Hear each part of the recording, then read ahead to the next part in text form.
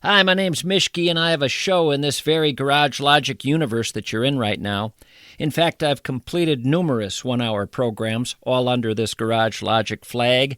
Have you tested them out to see if they're to your liking? I'm not saying I'll pay you to do so, but you didn't hear me say I wouldn't. Something to think about. You hate to lose out on a chance to get rich. That's what the old man used to say, even if this whole thing sounds a little sketchy. Anyway, Mishki, show comes out every Friday at 6 p.m. Mochi Health is here to help you start your weight loss journey with caring, personalized support. Meet one-on-one with board-certified obesity doctors and registered dietitians who truly listen and understand your unique needs. Eligible patients can access affordable GLP-1 medications delivered right to their door each month. No insurance? No problem.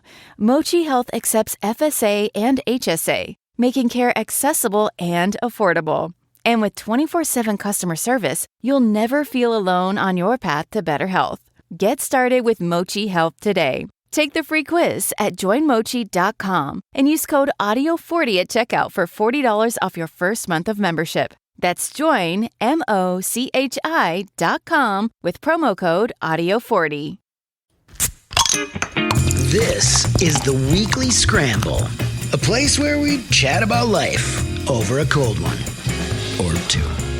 It's time to belly up to the pod with Mike Fratelloni and your host, Chris Reavers. That's right. It's time for the Weekly Scramble podcast. My name is Chris Reavers. With me, as always, his name is Mike Fratelloni. Hello, Michael. Reavers, I am so riled up. You saw me. If you were watching on YouTube, I was riled up. Yeah. And I did something so hard that I thought I was going to pass out, and I did it for exactly 3 seconds. That's means intense. I'm in shape. I don't know what it is, too, because...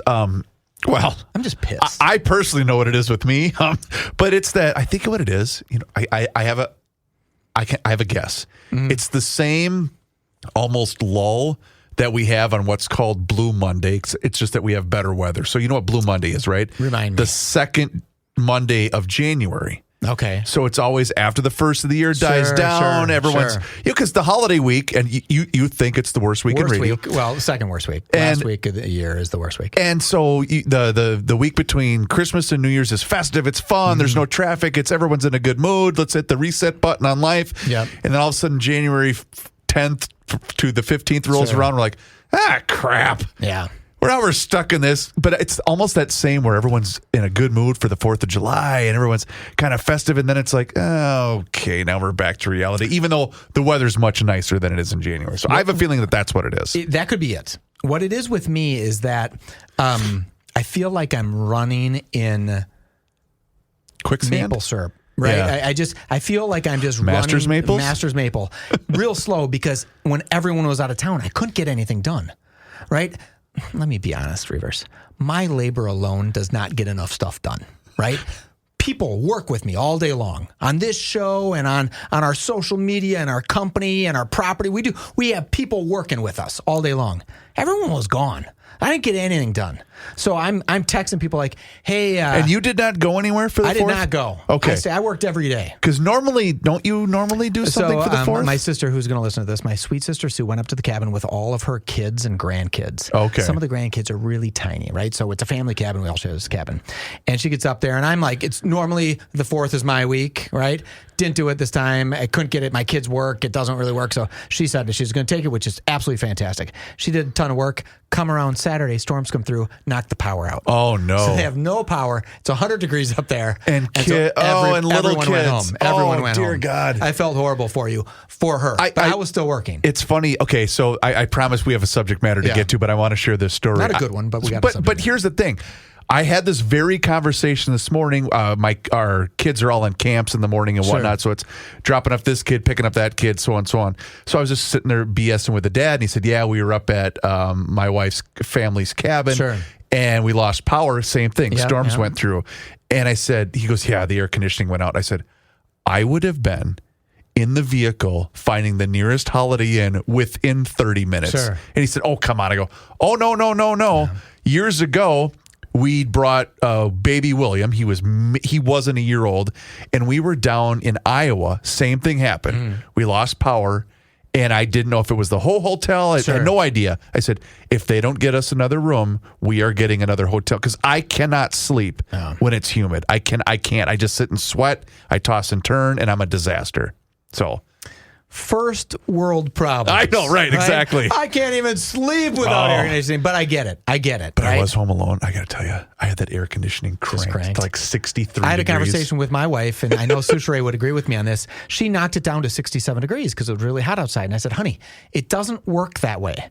It doesn't matter what the temperature outside. If you set it to 67, then the inside is 67. I said, you notice all of our windows are like frosted or steamed over, right? Because it's so hot outside and so cold inside, condensation instantaneously happens. She goes, no, but it's too hot outside, so I want it cooler inside. My wife is not a dope, even though the story makes her sound like a dope. She's not a dope. But I'm like, set it at 69. I gave you 69. Mike, I love you. I'm 100% with her. Really? I would have cranked it even. In fact, drives me nuts. If I was your wife, I would have set it to about 62. Yeah, okay, good. Good. I'm going to promise you, we're never getting married. Okay, even got though it. It would be legal. Nothing's wrong with that. It's never going to happen. Nothing's wrong with that. All right, we have become kind of the show that loves to explore the great unknown, things like AI and whatnot. AI is good. And I really think we need to find a way to establish a new, like a benchmark segment on this show where we dabble into AI. We'll come up with something. We'll use AI to come up with a creative title for that benchmark segment. Yeah. But I saw this story earlier today, and it made me snicker. It made me laugh. And then after that, it made me feel deeply, deeply troubled by just exactly what's going on out there. So the State Department is now warning U.S. diplomats of attempts to impersonate Secretary of State Marco Rubio and possibly other officials using technology driven by artificial intelligence, according to two senior officials in a cable sent last week to all embassies and consulates. The warning came after the department discovered that an impostor posing as Rubio had attempted to reach out to at least 3 foreign ministers, a U.S. senator, and a governor, according to the July 3rd cable, which was first reported by the Washington Post. The recipients of the scam messages, which were sent by text, signal, and voicemail, were not identified in the cable, a copy of which was shared with the Associated Press.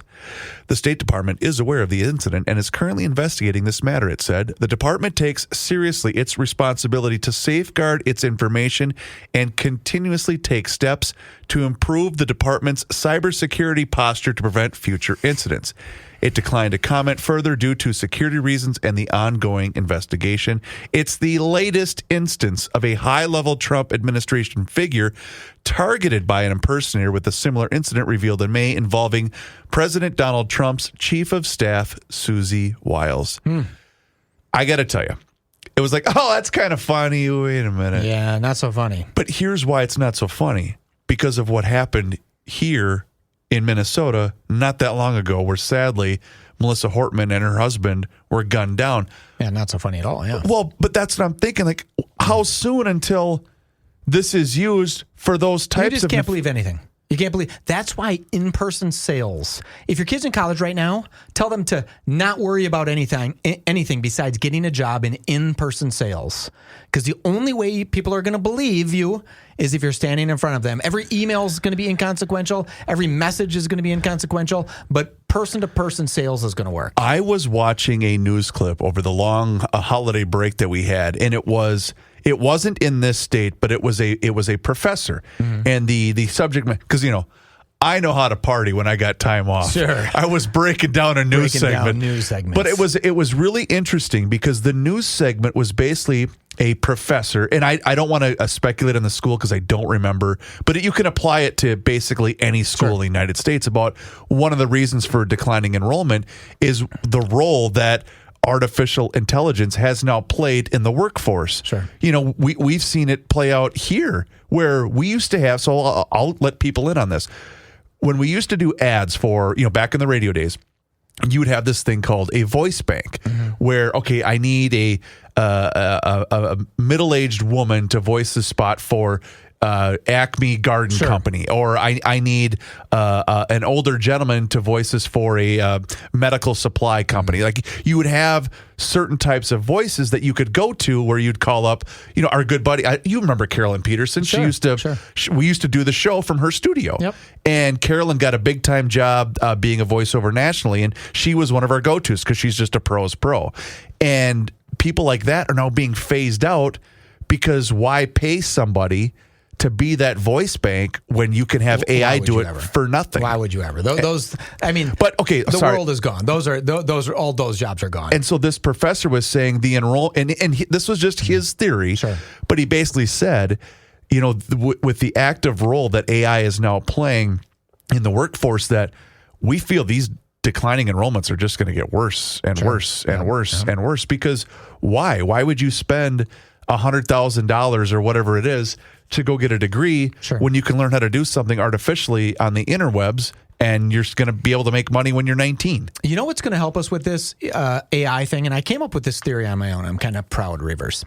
Is just because AI is going to make some things obsolete doesn't mean the greed of corporations will be gone.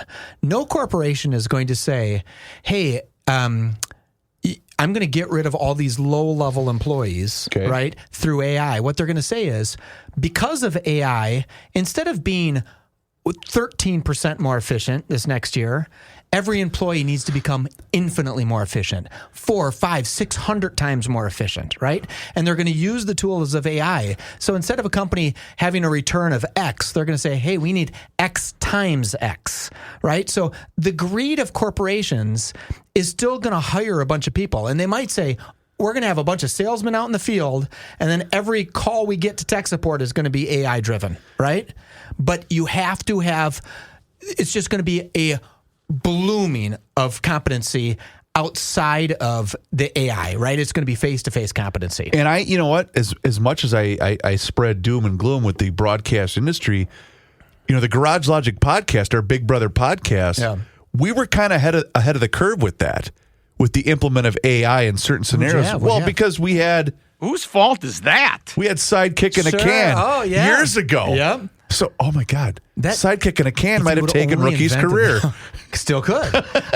You know what's funny? When you told me about the story, you said, hey, did you hear the story about Rubio and AI? And I said, oh, wow. And my first thought was, why would somebody fake Ricky Rubio's voice? And then I was like, hello, it's Ricky Rubio. I'm calling from America. I need to get... it wasn't Marco Rubio. I didn't even think of someone pertinent to today's world. I went straight to Ricky Rubio. How great is that? It's funny. We were watching old Timberwolves highlights the other day, and he came up. You were?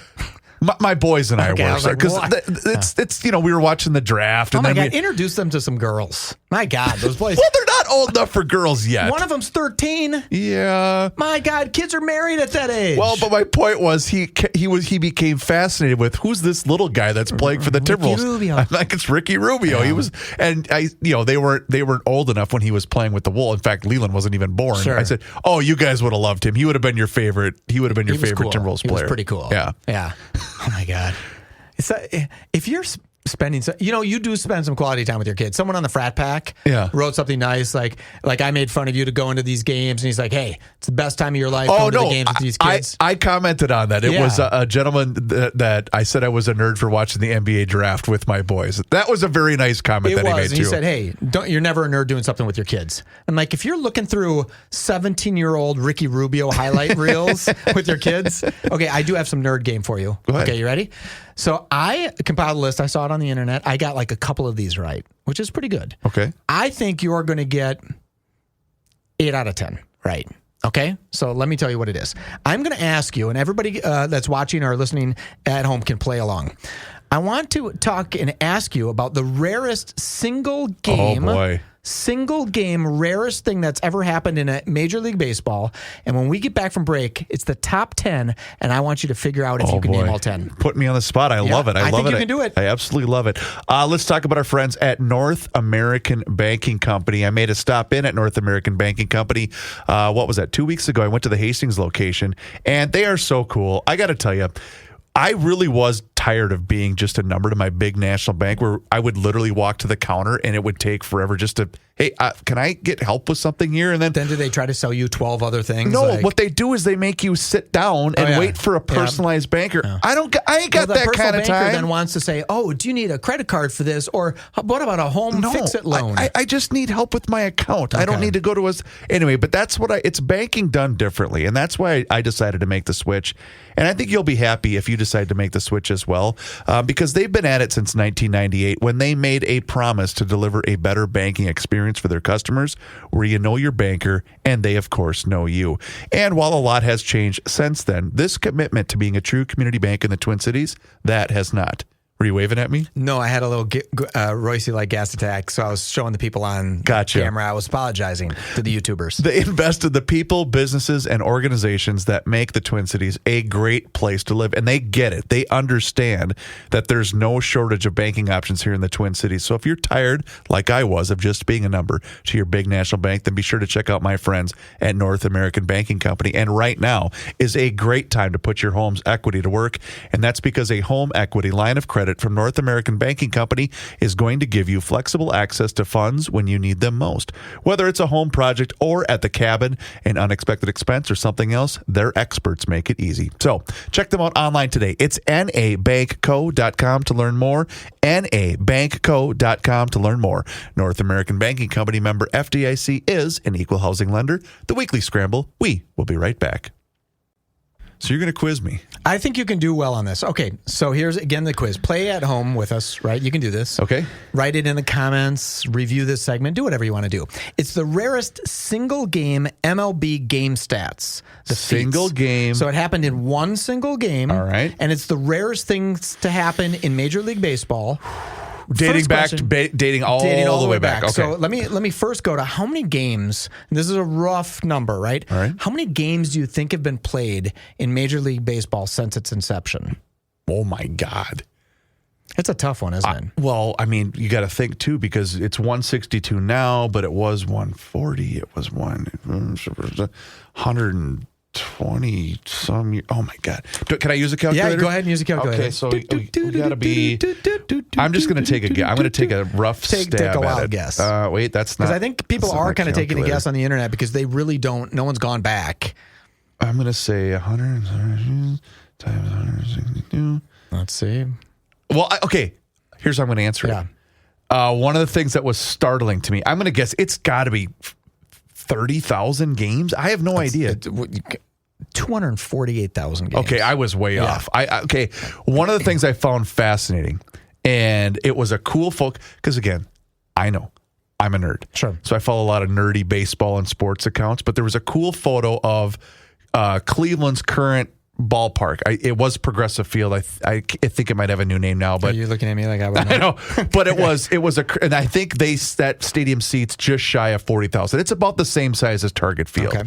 And they had 32,000 people or whatever, and it said if every single player that ever made it to the major leagues from the beginning of time to today went to one baseball game, they still wouldn't fill up Cleveland. Really? It was just kind of cool. Cool stat. It's like perspective. Yeah. So there hasn't been more than 40,000. So you said how many? 248,000 games. Wow. And you got to remember that's two teams. So each team is two teams are playing in that game, right? Playoffs and that's all included. I didn't even think of that. That's roughly, so that's a rough number, but that's what the internet says, and I kind of believe it. I read it pretty detailed. Okay, so of the top 10, I don't have a pencil, but I'll remember this. That's okay. So give me some ideas of what you think some of them are. You know what some of them are. Well, you gave me a chance to catch up. I think the most strikeouts in a single game is 20, and the only reason I know that is it was Kerry Wood, and that was 98 for the Cubs.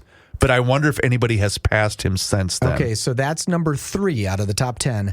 There's been, of 20 strikeout games, there's been a total of 5. Oh, wow. In the history of the sport. So he tied the record. He did not surpass the record. So that is, okay. So now anything above that, by the way, right? He did that against the Houston Astros, and it was a fall game in 1998. Was he a lefty? No, he's a righty. Okay, and he had that big sweeping curveball. Oh, I remember He wore that. number 34, which is one of my favorite numbers too. God.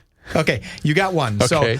So number 3 again. This is the third 20 strikeout rarest thing games. was a 20 strikeout game. There's been 5 of them. All right. I'm going to say I think this is still a record, but the most home runs by an individual player was 4, And I think the one I remember is Mark Whitten, and he did that when he was playing for the St. Louis Cardinals. I believe he did it at the old Riverfront Stadium where the Cincinnati Reds used to play. This on every one of these? 100%. Okay. And it's where the Bengals played football, but now they obviously play at Great American Ballpark. Okay. But I remember that. Am I right? Is it 4 home runs? Number 7. Okay. And that's 4 home run games. There's been 18 of them. Oh, wow. Okay. Yeah. I thought it was, but you know why? You know why I remember that game too? Sure. Because Mark Whitten was wearing this really sweet it was the first time I can remember, or first time that the Cardinals have ever did like a alternative jersey, because they always went with the classic red and gray and red and white.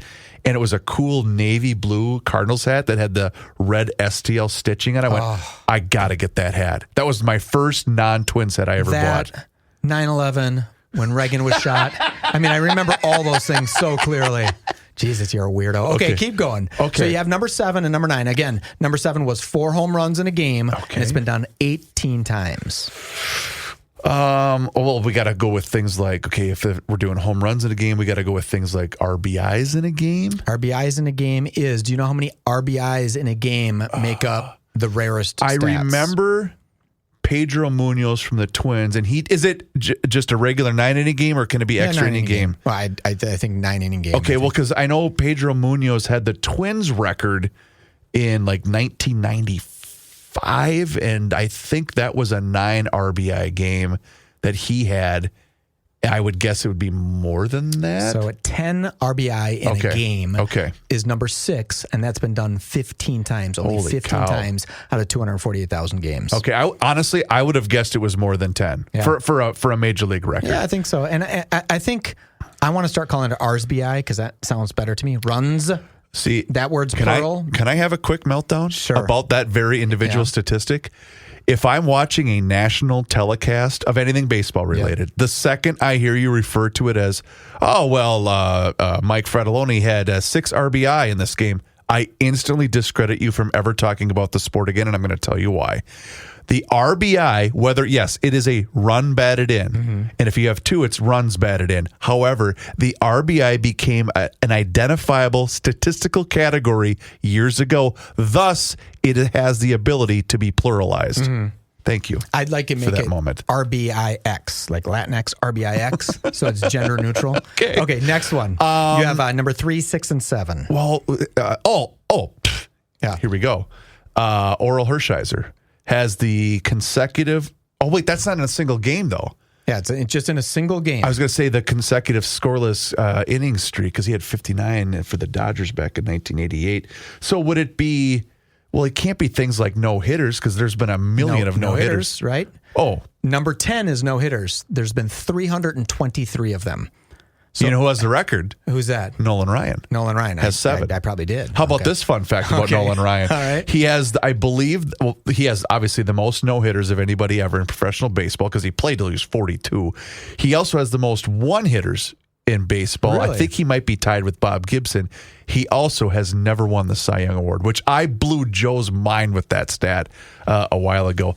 Also, I saw a video of him on YouTube that was very recently, because that's what I do when I have free time. This segment's going to be horrible. He's I think 80 years old and can throw his age. He can still throw heat. He's like 83. He can still throw at 84 miles an hour, which is awesome. No, it's awesome. Are you kidding me? He is one of the guys that has done it 323 times. That's number 10, no-hitter. Okay, so then it would be things like perfect game. Perfect game. Let me guess. Is there 28 perfect games? 24 perfect games. Dang it. Okay, 24 perfect games. And that's number 8. Okay. Which is, that was always like, throwing a no-hitter, that'd be cool. Yeah. I've been a part of a couple games that have had no-hitters. In fact, I just did a high school baseball game in Jordan in which both teams had their pitchers throw complete game no-hitters, and Delano lost to Mankato East 2-0. No-hitters or perfect games? No-hitters. They both had no-hitters. Okay. And unfortunately, one of those teams had to lose that game. Anyway, okay, so we're done to perfect game. We got to, would it be, well, we did strikeouts in a game. Would it be walks in a game? No. Question mark? No. I'm trying to think. Would it be number of pitchers used in a game? Nope. Dang it. Individual. This is all kind of individual statistics. Okay. Would it be things like hits in a game? Hits in a game's got to be there. Yeah. How many hits in a game? What's the maximum amount of hits? Well, I'm going to go with my guy. Hold on. I might not have hits in a game. Hold on. I might have hits in one inning. Ooh, hits in one inning. I mean, it can't be more than 3. It's only been done 3 times at 3 hits. I was going to say, if you have history of all of baseball, only 3 players That's have had impressive. 3 hits in one inning. Because I know, grand slams in one game. Grand slams in one game. Do you know the number? I do. It's 2. Okay. And it's Fernando Tatis Sr., who did it for the Montreal Expos. How many times has that happened in grand slams in one game? In fact, I think he did it in one inning. Are you not just in one game? I think Fernando Tatis Sr. did it in one inning. I believe you. That is the number 1 stat in baseball history. Really? 2 grand slam home runs in 2 grand slams in one inning. That's only been done 1 time. Yeah, Fernando Tatis Sr. 2 grand slams in a game has been done 13 times. Wow. That is the 4th hardest stat to hit. Okay. You're doing really well. A couple of weird ones coming up. Okay. Because, Fernando Tatis Jr. now, his son, plays for the Padres. He's a right fielder. I knew that. Why are you telling me like I didn't know? You should have said, that's not something I needed to know, Chris. That's what she said, yeah. Okay. I might need an assist here as far as what it might be. Number 10 was no hitters, 323 of them. Got those, yep. Number 9 is kind of a neat thing, immaculate inning. Oh, my God. I'm surprised that's not number 1. Well, it's been done 114 times. Has it really? I would not. Does everybody who's listening know what an immaculate inning is? Well, I'm about to explain it to you, so get yourself educated. I know what it is now. I had to look it up. But what's neat about that, you said 114 times. I would not have guessed that was that high of a number, although we've got 240,000 games being played. And the pitching way back in the day was far more dominant than it is now. Sure. But yeah, so it's when you throw 9 pitches, 3 strikeouts. Yep. Period. Immaculate inning. Yeah, just a perfectly clean 9-pitch inning. Yep. Pretty cool. The perfect game, right? 24 of those. We talked about that, right? Yep. Did we talk about perfect game? I think we did. Yes, we did. 4 home runs in a game, 18 times. That's number 7. Yep. Number 6, 10 RBI in a game. That's been done 15 times. RBIs. Okay. This one is I'll give it to you because you're going to get it the moment I say it. Number 5 is unassisted triple plays. Oh, man. How many times do you think that's been done? I remember the guy for the Pirates pulled it off a couple of years ago. Honestly, I don't know. 15 times. Is it really? And it is kind of funny because a guy will do it, and I've seen videos of guys doing it, and their brain doesn't quite catch up to the fact that they just got an unassisted triple play. Because I always like to bring my hometown 9 into the equation. With the Twins, one-time feat against the Boston Red Sox in 1988 when they turned 2 triple plays in the same game. Is that on this particular list? On there. Well, that's a damn shame that it's not. I wonder if that has to be more rare than 323 times. Remember it's the record. I mean, no one's ever done it. So why isn't that on this list?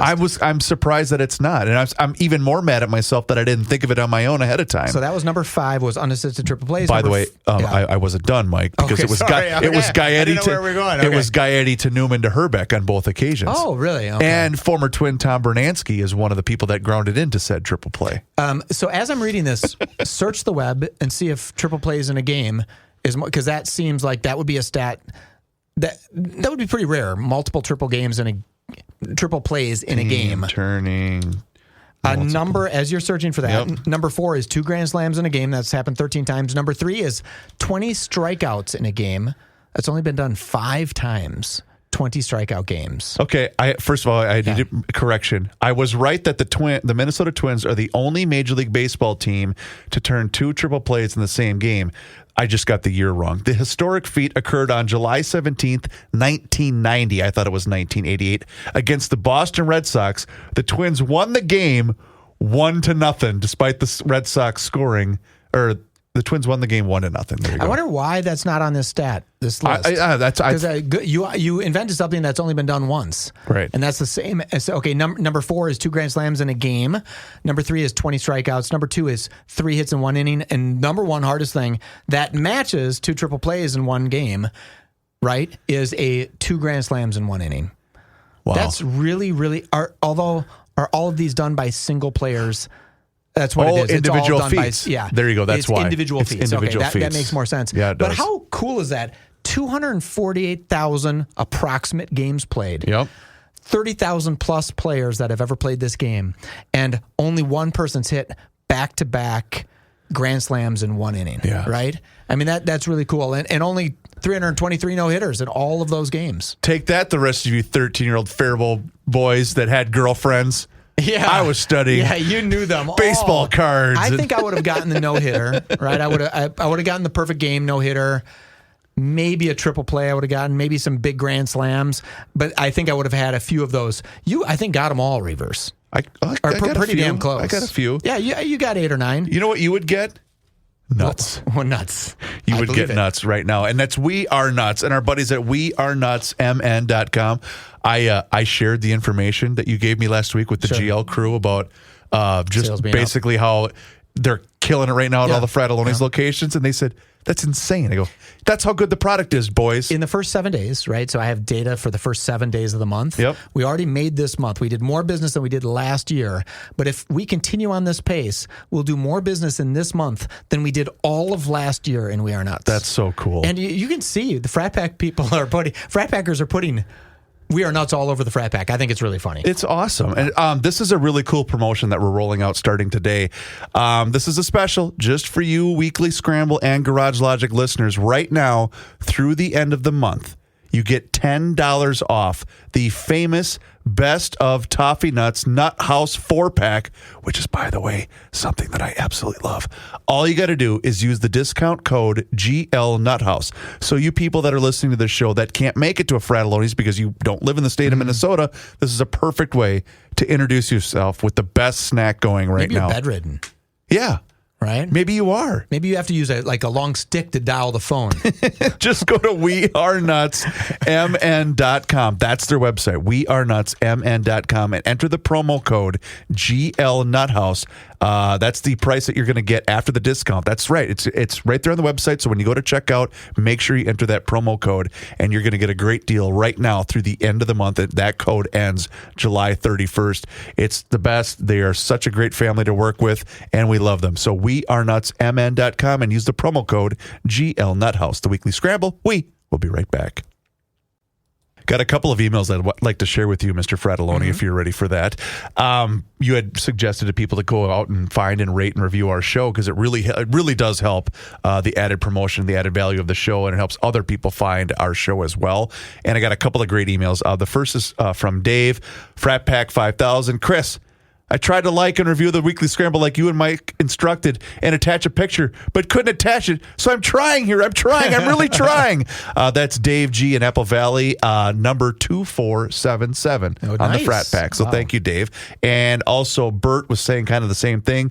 Hi, Chris. Hi, Mike. I feel like a dope. I'd love to give you guys a positive, get a load of these two review, but where do I go officially? Something specific. Should I click on it? I guess I just could put it in the YouTube comments, but I don't know if that's what you're looking after. So that's Bird. You know what? Hold on 1 second. Keep talking. All right. But anyway, it does help the show. We do appreciate each and every single one of you that have been doing it. Back up just a little bit from there.